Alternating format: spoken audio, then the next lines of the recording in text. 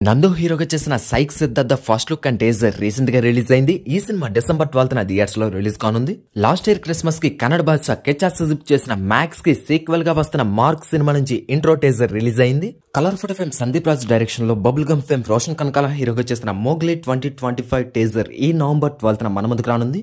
Tamil Nadu active politics లో enter అయ్యాక తలపతి విజయ్ చేస్తున్న లేటెస్ట్ మూవీ జననాయకుడు 2026 సంక్రాంతి సందర్భంగా జనవరి 9న థియేటర్స్ లోకి రాబోతున్న ఈ సినిమా నుంచి లేటెస్ట్ పోస్టర్ రిలీజ్ అయింది. ఇప్పటి వరకు మనల్ని కమెడియన్ గా అలరించిన సత్య హీరోగా మారబోతున్నాడు.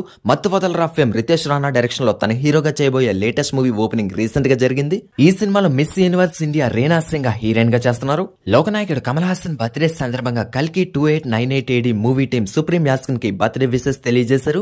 మాటల మాంత్రికుడు త్రివిక్రమ్ బర్త్డే సందర్భంగా ఈ డైరెక్షన్ లో విక్టరీ వెంకటేష్ హీరోగా చేస్తున్న అప్కమింగ్ మూవీ నుంచి విషెస్ తెలియజేశారు.